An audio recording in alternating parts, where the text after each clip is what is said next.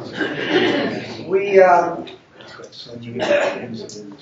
few months ago, we started this concept of in conversation methodology as a way of exploring the creative process. And today, we have the pleasure of having this conversation with Francie Lyshak, whose paintings are on display, and David Culver's whose sculptures are on display. The topic at hand, which I'm sure we'll be able to expand on as we proceed through this brief conversation, is the concept of less is more. What does it mean to us, and what does it mean, and how important it is a concept to us? My first reference to less is more came while I was a student at university studying art history, and we were looking at the work of the German architect Mies van der Rohe. And he is credited with this pithy statement of less is more. And exploring that today and the concept of less is more, for me, is a very important one on multiple levels. As a writer, I know what the editing process means to me, which is a fundamental way of getting to the final and best result. And I think we will explore that with both Francie and David. And also, I think it is even more relevant today when we are inundated with a proliferation that is almost unimaginable of images and information, some of which is worthwhile and much of which is not worthwhile. And how do we process all of this? And I think approaching it with this minimalist idea of less is more can be a very, very important motivation for us as we approach the way we conduct ourselves in the world. So I'm going to start with asking each of our artists to give a little presentation of what their concept of how less is more impacts their work, and from there we'll get into a little dialogue. Francie, let's start. Thank you. Thank you, everyone. I'm honored to see each and every one of you. It's wonderful. Thrilled. And let me see. So what I would say is I feel like I have been painting the same painting for 40 years.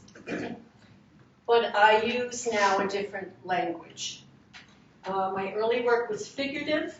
I had lots of pictures of pretty young girls in theatrical settings where either terrible things were happening or beautiful things were happening. And over the decades, I have pared down those details. So I guess what hasn't gone away, so the details, the narrative, the story is gone. But underneath the story, the emotional truth, the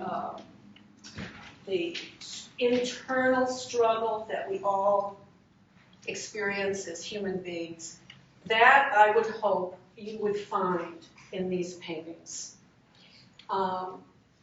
So I'm using this minimal language, 2 rectangles in a box with some kind of surface agitation. But for me, they represent emotional events, aspects. Some of them are really agitated, some of them are just calm as a quiet sea.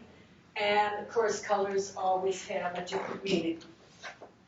So why I choose this language of expression rather than, I am a little nervous, so just, bear with me. I'll get going here at some point. So the reason I use this language instead of my earlier language is because I feel like I don't, well, Neil said it, we're all getting bombarded. I go into galleries a lot, and in some galleries, especially the art fairs, I feel like I'm just being screamed at by hundreds of artists. Look at me, look at me. And then every now and then I find a gallery or a show where I feel I can breathe. And so what I am trying to do here is not tell you my story, not tell you what these paintings are about. I want you to look at these paintings and find your story. And I think I'm more likely to do that with giving you less details, because my, let's see, this painting for me is about these are all about relationships. Now, they can be relationships with someone you love. It could be a relationship with your dog. It can be a relationship with America. It can be a relationship with your spouse. But where I was going was this painting is a balanced relationship, or a peaceful relationship to me. But when you look at it, I think I have found people will tell me what they see.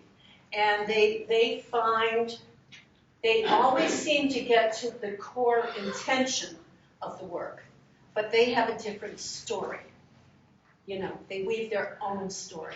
And that thrills me because, and I'll finish up here, what I most value is building connection. So here we are together. You know, basically we're trying to connect or have some kind of understanding. And if my paintings if anyone here for even a moment can look at the painting and feel connected, then that is a great success. And I think that's what the arts are all about, building connection. If it's a film, dance, knitting a cap for a newborn, making a great meal, it's about building connection. So that's kind of and so less is more, because I'm using the simplest language to build the greatest connection that I can. And Francie, as we get through this little conversation, I want to look at David right now for his initial input. I think I would like to explore, and I hope other people in the audience would like to explore, what that means to you, how less is more, how you apply that as you transition from figurative to abstraction. Okay, so we'll get back to that. David, your approach, please. Okay, well, thank you for that. And being about connection is definitely where it's at. And I feel for my work, my first audience is myself, and I want to connect. And that's the thing I'm searching for first, and then I'm hoping if I can keep that simple and honest enough that I won't be the only one in the world who is going to connect in that way with that work. How I got to here was, I was thinking this morning about a brief overview. And so, as a young child, I think my primary things I remember being drawn to the most was scenes, experiences in nature, very powerful, and geometry, drawing geometry as a young child.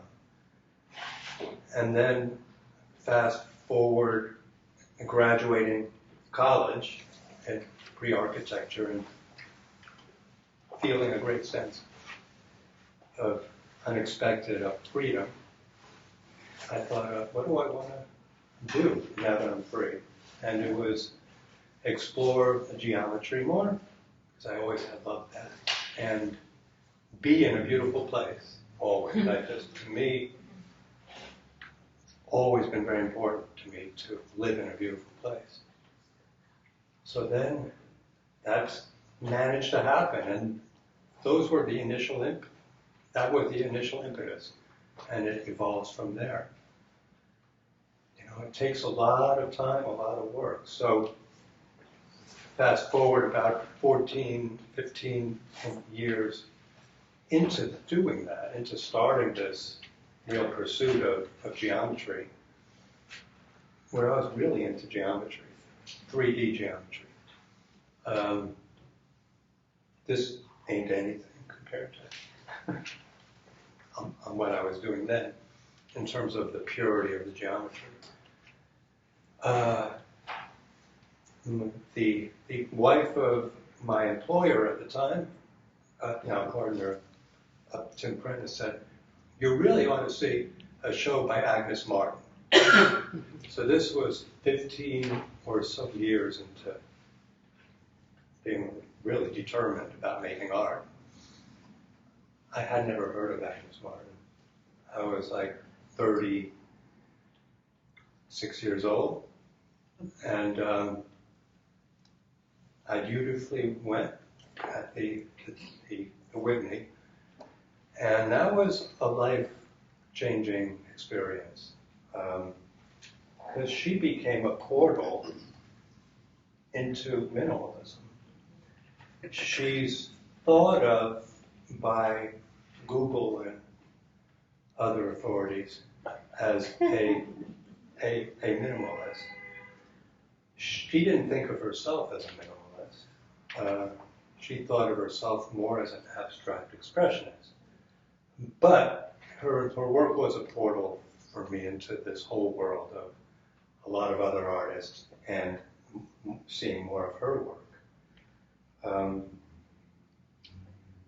The kind of minimal experience I was drawn to with her work. It happened at that first show, and then it continued every show of hers and Albers and Rothko and a bunch of painters, not so much sculptors.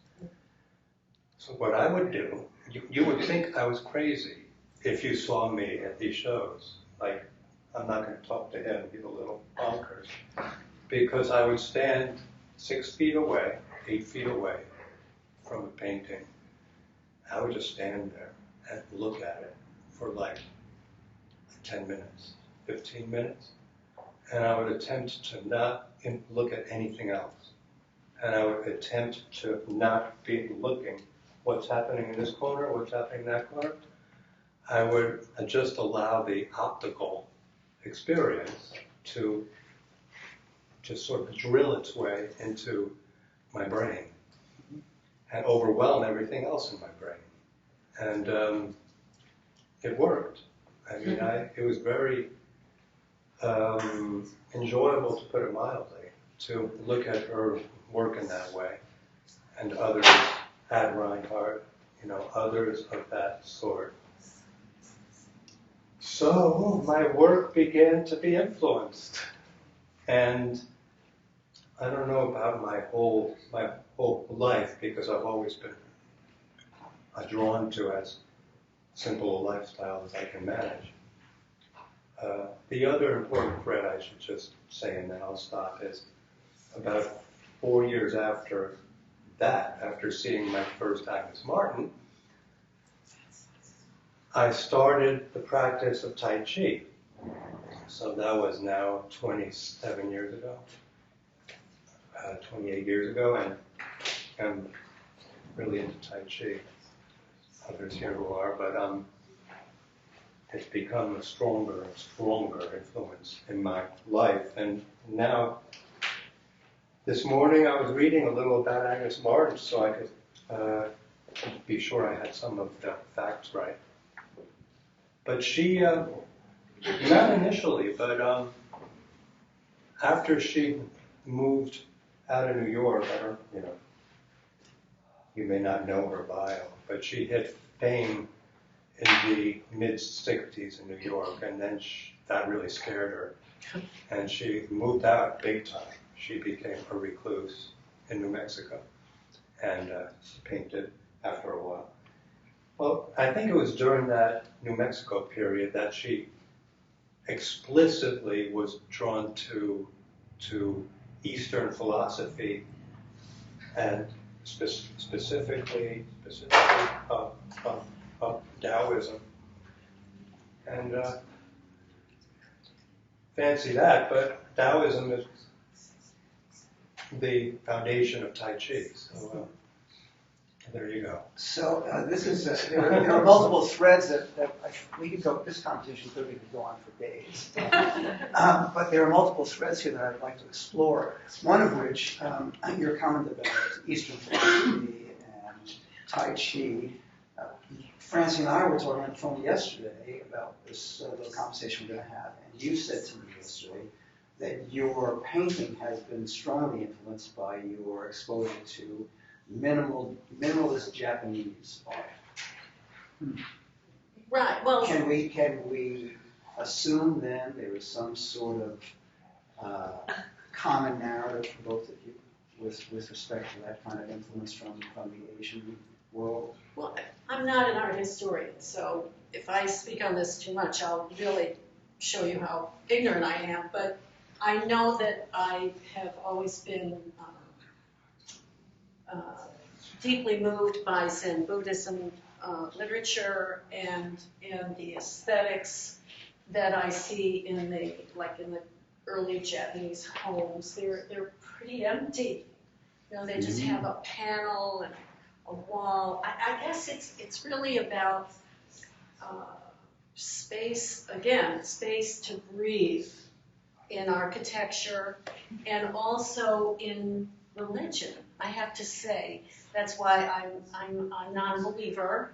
No offense to anyone, but I think Zen Buddhism makes a place for people to find a path forward without a sky god, what I would call a sky god. So again, it's about breathing space, and even when I paint, there's a point where I feel like, oh, it's should I save it, or tie it up, and then I know I have to tear it up, and I think that's what gives life. Not being contained, controlled, being able to breathe, being able to slash at my work. It's a creation, destruction. I'm getting a little wordy here. I hope I'm not losing all of you. But just this cycle of creation and destruction and the freedom of stepping into the void and creating something, as well as the freedom to destroy it. And that's breathing space for me, which is the simplicity of that aesthetic. Right. So if you take, Carrie and I, for years, I think most of you know at this point in time that we've spent most of our career selecting wine.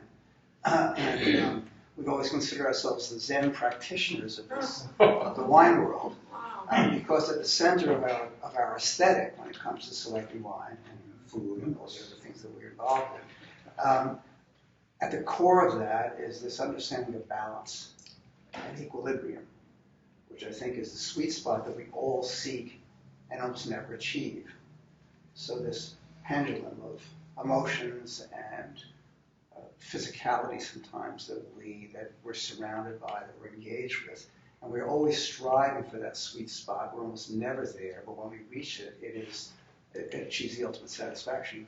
So I'm curious as to whether that sense of balance, I see that balance in your work. Yeah. I see that balance in your work. Whereas these forms, these materials, the shapes, are working towards this sort of unity and to give that sense of peace. How would you respond to that? Well, I would say that Francie's comment about space to breathe is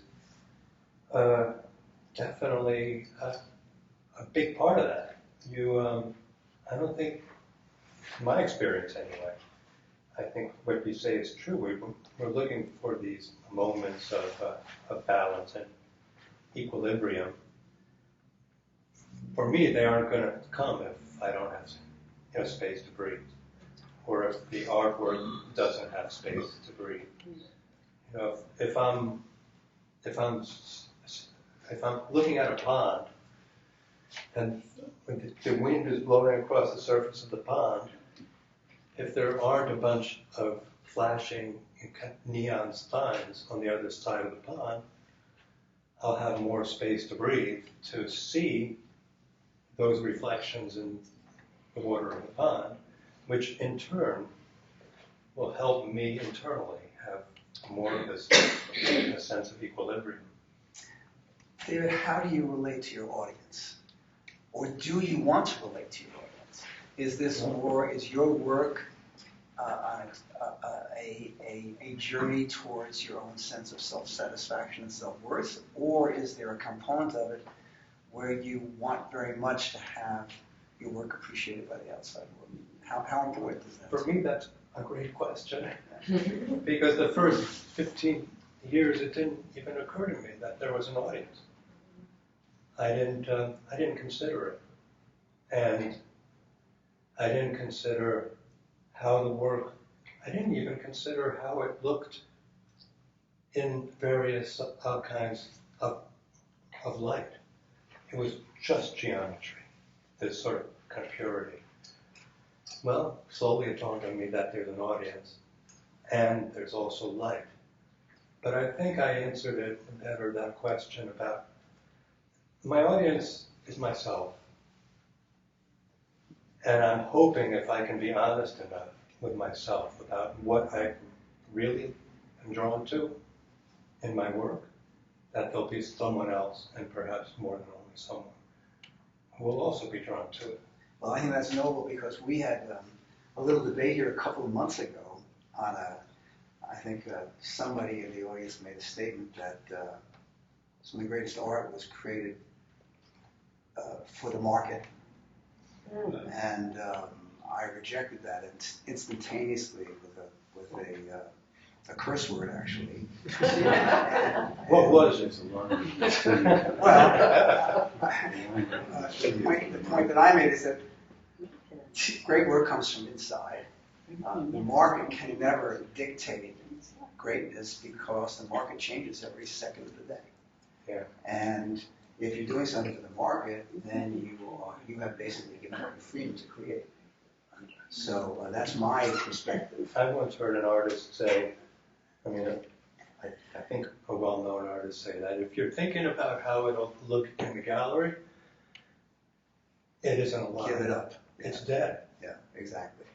Francie, what do you see about it? How do you think about your audience, or do you think about it? Well, let me try to thread this needle, because I'm into looking at differences and seeing them as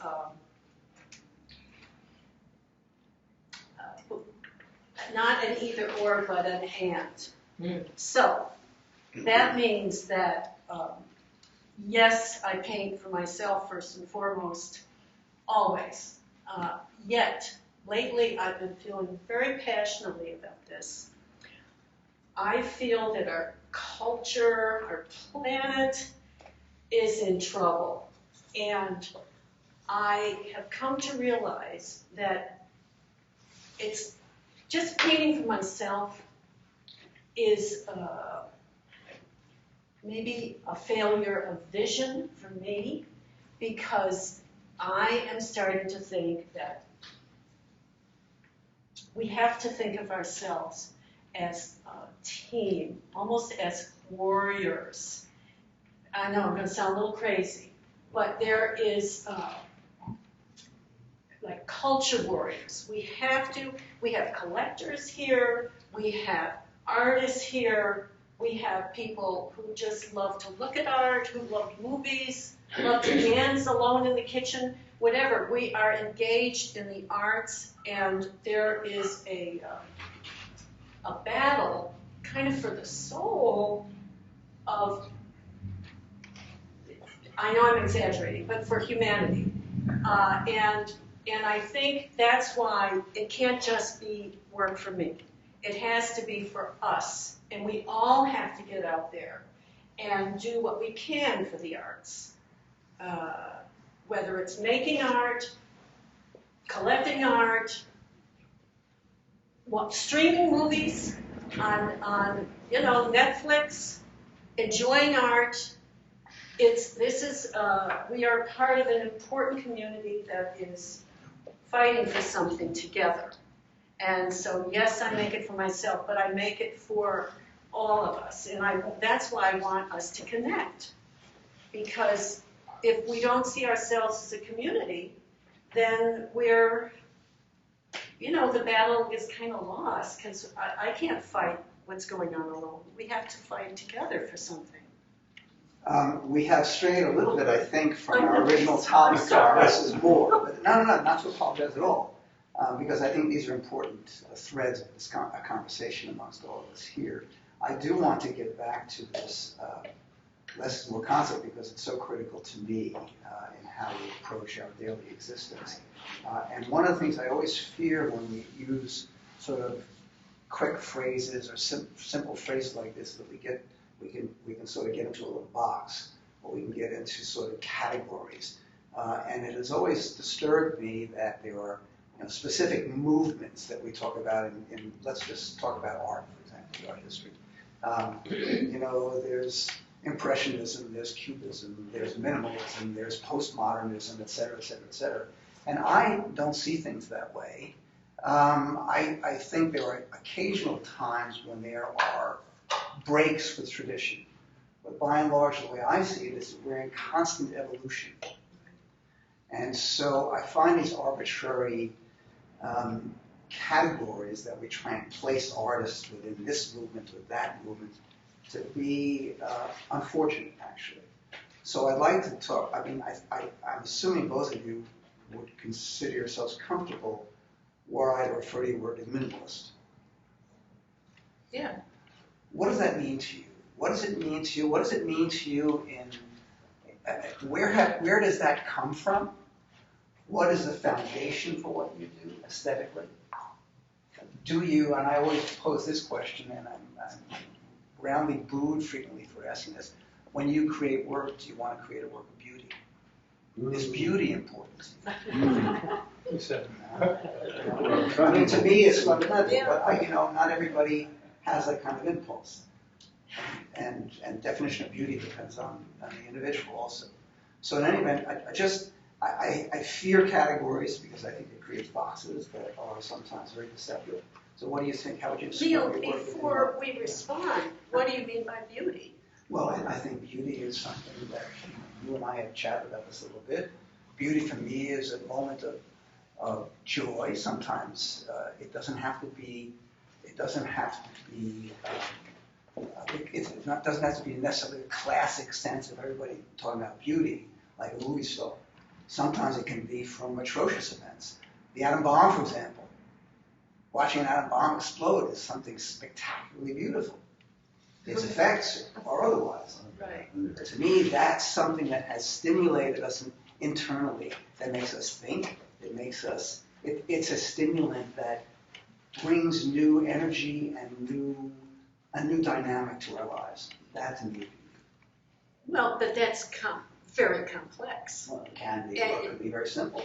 Well, not if it's the atom bomb. I mean, everyone's going to kind of But the think response to it is visceral and it's simple yes. in a lot of ways. And then when you get back to reflect on it, do I really love that? What does it mean to me? Why is it beautiful? When you talk about nature, for example, that is a phenomenon of nature, actually, the atom bomb. It's a mathematical, it's a combination of forces, exactly. So and that's who we are. That's what is most primal for us. So, wasn't beauty in the eye of the beholder, too? I mean, that's why I asked you to define. It's not just behold. I mean, it's not just the act of looking. It's the act of engaging. It's not just a question of visual beauty. It's an interior sense of what does it mean to us? What makes us happy ultimately? What makes us, say it again? Happy. Oh, happy. What brings joy? What brings a sense of life to us? That makes us eager to get up in the morning. Ah. To me, those things are all beautiful. They couldn't, they can, hopefully is, works for. Well, do you want to? Go for it. Okay. I think that. And after this, we're going to open up to you folks. Certainly, you may fall asleep. So, I think I'm trying in my couples, I call these couples, I'm trying to figure out how to see things both ways, basically. That it's not just beauty versus ugly, or, I mean, the atom bomb is a great example. I mean, it's a horror, and it's also a visual phenomenon that makes us all just sit still and pay attention, and shakes up the whole planet. So I think I'm trying to get to the complexity of these things. Like they don't, the cup isn't half full or half empty. It's both half full and half empty, or right today it's a quarter full and 3/4 empty. Tomorrow it's all full and there's no emptiness. You know, it's an evolving situation. Each of us has what is beautiful to me is not beautiful to someone else here. It could be horrific to someone else here. And so, but I would say my paintings, I feel like my painting is done when it has achieved a certain balance. And that's your word. And I would go further than that to embellish the idea of balance, harmony. Yes, yes. Within the disharmony, like the painting behind you, there's a lot of disharmony in that painting. There's a lot of violence and action. The colors are different. The lines are agitated. But there is some balance. And so that's when I knew it was done. So it's... And it becomes much more compelling if it is also original.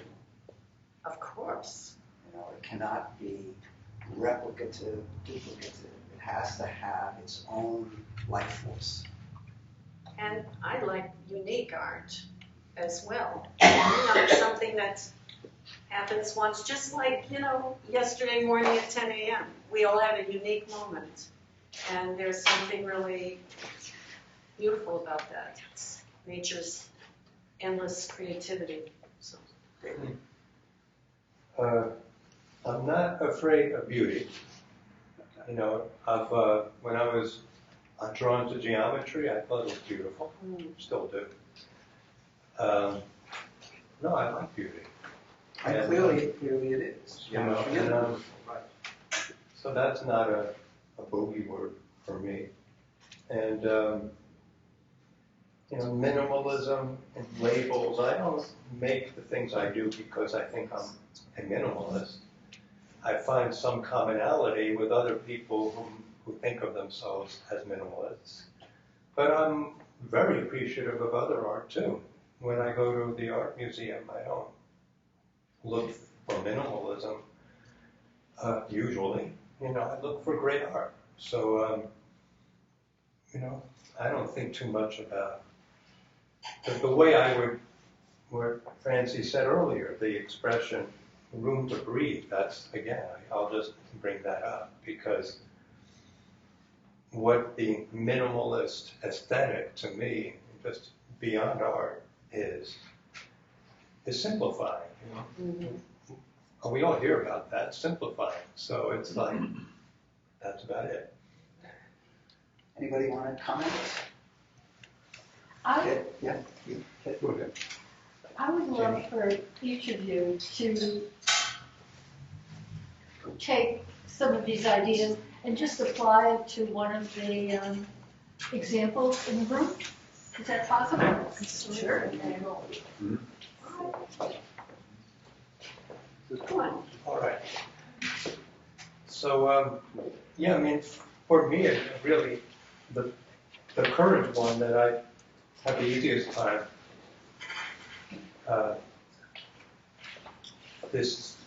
the one that to me is, anyway, those pieces on the wall there, those small triangles. Boy, I really, I felt quite pleased with myself when I simplified as much as that. And there isn't, when I look at that, there's not a lot to distract me. And so when I look at those, I want to look into them and have a little corner of space to breathe inside those. And to me, also the experience of Tai Chi has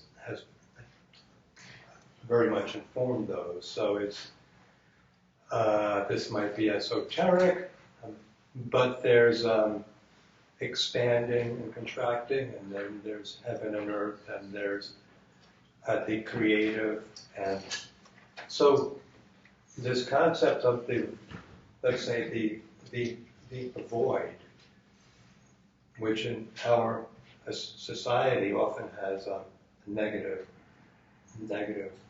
connotations, doesn't at all in the world of Taoism and Tai Chi. It's like the source of everything. So I'm getting a little piece of that into those, and that's how it connects to that concept, I hope. But talk to us a little bit about the one on the floor and how you took the shapes and related them. Okay, so that one is, it's similar in a way. It was a lot more work. But that one, and Francie's phrase, creating and destroying. I'm good at destroying. That's my wife. So that isn't a forte of mine. But I like, in this piece, I thought, what would happen if I took a tetrahedron and I fractured it as though ice had fractured. It was like a hunk of tetrahedron in nature. And ice had gotten into some cracks, and according to these rules of nature, which are everywhere in everything, it had fractured a certain way. And as a matter of fact, those have fractured a certain way.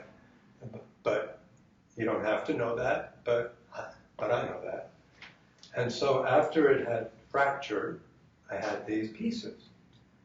And then after I had the pieces, how to arrange them that way? Well, that came from this space.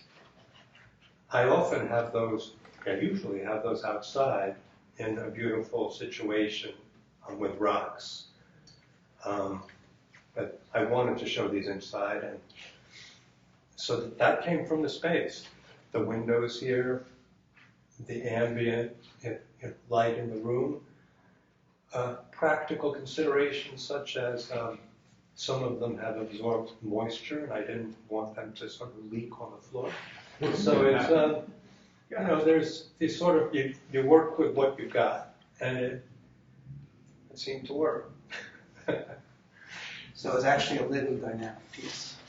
Yeah, it was totally different for here. I haven't ever seen this piece remotely like this, the way it is in this space. Yeah. It was fun to watch him. I'm sorry.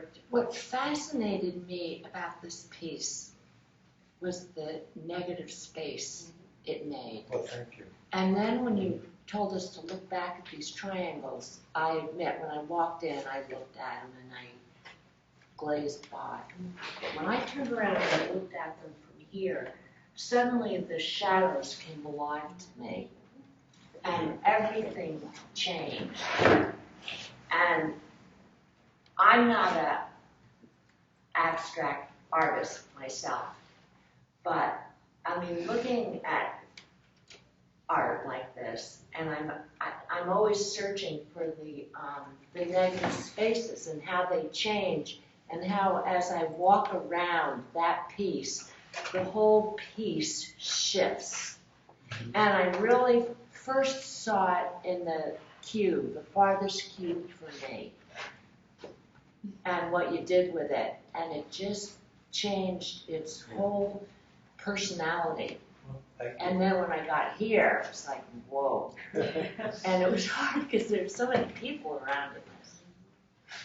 But as I say, these, it wasn't until you had us all turn back and look at them and I saw the shadows, and I was like, whew. And this, I won't say anything more, just a little brief soundbite.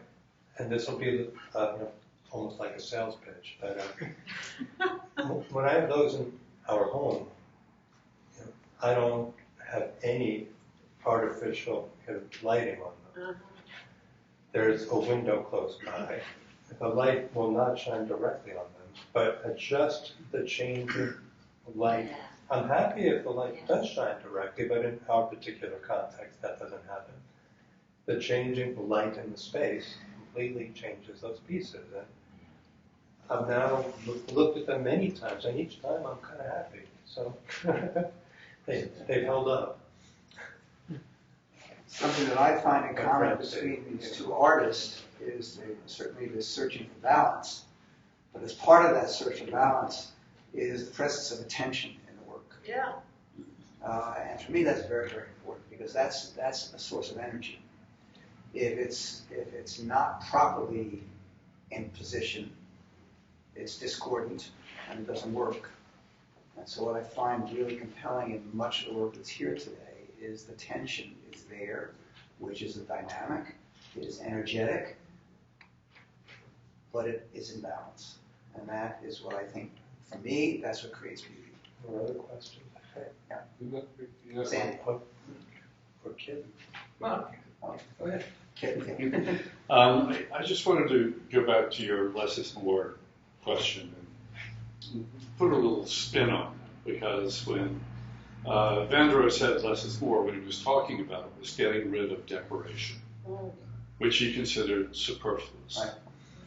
And I think we've come to think of that comment, less is more, as being a catchphrase for reductivism, which I think really isn't what it's about. It's about finding what is essential and rejecting that which is non-essential. So what makes something work, and artists always say, oh, that painting works, that sculpture worked. What do we mean by that? Well, we mean that all of the things that are operating within it are contributing to its completeness. And it doesn't have superfluous information, because the superfluous then eliminates the essential quality of what it has. It's a search for essence. It's a search for a kind of essence. And essence often is just something that works formally. Or it may be something that has a slight narrative quality to it. But, Francine, when you were talking about relationships, well, the relationship, first of all, is between the viewer and the thing. Yes. And it's the conversation that gets established. And that is also what makes it critical, because what you take away from that conversation is what you go out into the world with. Shelley said the purpose of art is to make the familiar unfamiliar. And in making it unfamiliar, you as the viewer are then forced to reconcile yourself to it and to make sense of it. And it makes you think differently. And that's what we're all trying to do. Think a little bit. It's like waking up. It's like waking up. It's waking up. Yes. Yes. Awakening. Which makes every day, even our everyday routines, compelling. Yeah. If they're executed with that kind of spirit. Yeah. Yeah, I think one of the greatest questions anyone can ask when they're looking at something is, what is that? Because as soon as someone's asked that question, they then have to answer for themselves in some way. And everyone, as you said, Francine, is going to answer differently. Yes. But that's the beauty of it. Or they can walk away. Or they can walk away. Right. That's the cowardly thing. But don't, I'm speaking for myself, don't I walk away from every day, thousands of things that I'm not mindful of? I mean, it's really, to me, it's a mindful, when you were talking about the work, I saw, well, this woman is engaged in a mindfulness practice. She is seeing, and she's spending time, she's seeing, she's being with the work. And that changes you. It does. Yeah. And so we evolve. Question here, over here. I swore to myself I was going to keep my big mouth shut. That should never be the case. First of all, you know, the idea, if anyone has that these are minimalist, these are extremely complicated to make.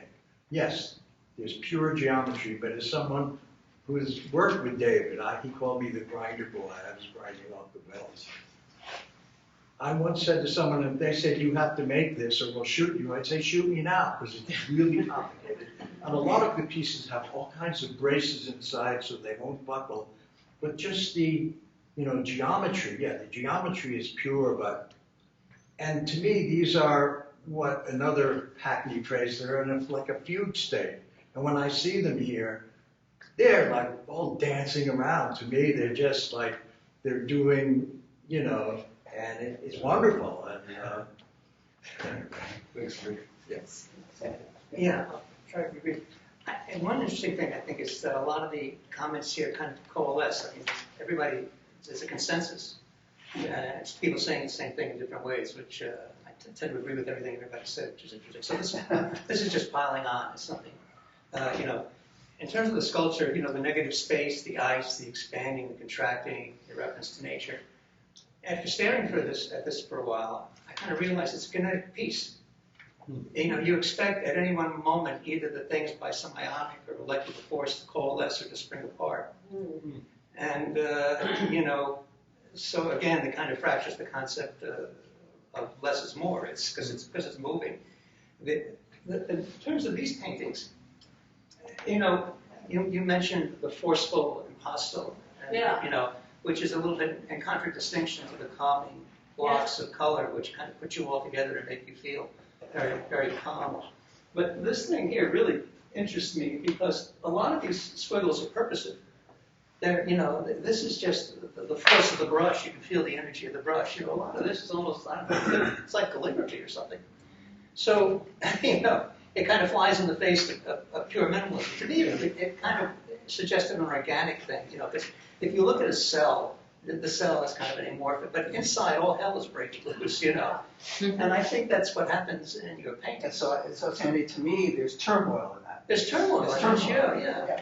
But yet, you know, when you sit back, if you just come into the gallery for a second, you look at it and you feel, you know, very peaceful until you get sucked into the painting. And then Yeah, because the first impression of Francie's work, the colors are very calming. Yeah. All the colors are very calming. Yeah. When you look and stare at this or concentrate on it, the brush strokes and all the other energy that's within each of these fields is a sense of turmoil and vibrancy and energy. Because one of the things, you know, you talked about, I guess you were referring to the fact that an artist has to speak to himself. And I guess that's patently true. But you got to survive. And so, you know, you mentioned Beethoven, you mentioned Bach. These people depended on patronage. I think the Esterhazy House, you know, was financing Beethoven. They'd be nowhere without it.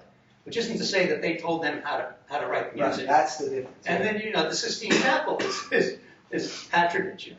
But if you talk about the Impressionists, and if you talk about even the Vermeer and Rembrandt, in those days, there was an enormous middle class buying paintings. But then there's another problem. You have the middle class that's subject to fads, you know, that buy whatever. It doesn't necessarily mean that what the middle class is, but it's money pouring into the market.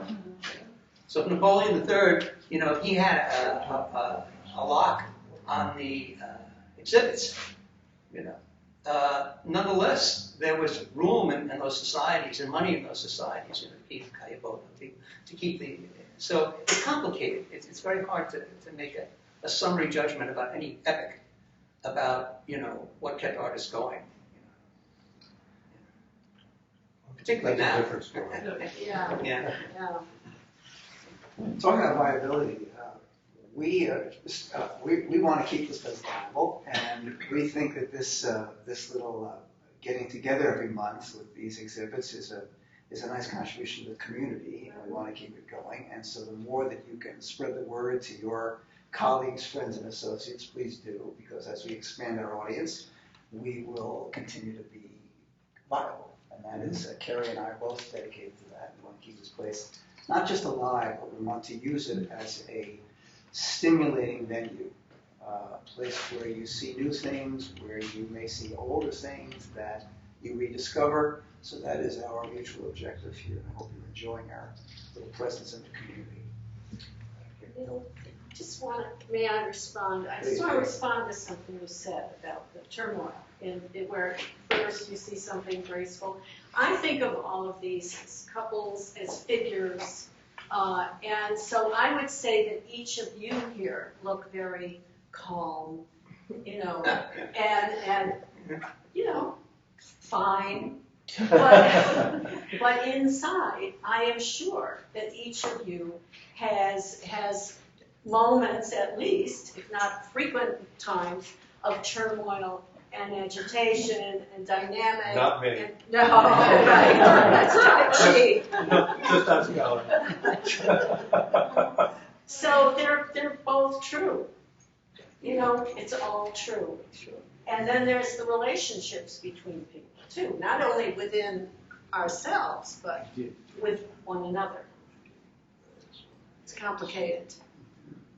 Anybody else have anything to? Please, Ellen, yeah. It seems to me that both with Dave's work and Francie's work, they're so simple that you could just say, oh, there's canvas divided in half. There's a yellow stripe. So, but they actually are so simple that they invite you to take a longer look at them. And because you think, why? Now, why should I be interested? Oh, it's very interesting.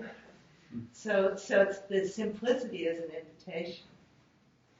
And I also think that in this day where everybody is an expert and everybody likes to voice his or her opinion, I think it's very critical that each of us develop our own personal aesthetic so that we trust the way we respond to things. Because I find too often, and I've seen it in the work that we did for 40 plus years in the wine and food industry, there is a tendency now for people to not trust themselves. They end up listening to critics too much, and they therefore their lives become that much more limited. So yes, it's nice to read other people's comments, but the independence of thought is so exceptionally important, and that's why the more we experience things like art, the better we get at it. Well, seeing is a practice, as is Yeah. drinking wine, great wine, and eating. So getting up in the morning, for me, is an act of joy. And so as long as you maintain that and you approach every day with this kind of positivity, you're going to be richly rewarded. So, can we wrap this up? Is there anything to wrap up? No, wait. I was just going to thank you and the artists for providing this experience, and to hear you talk is a joy, and to hear all the different perspectives, and to be thankful that this is here for us and that you're doing this for the community all. Thank you.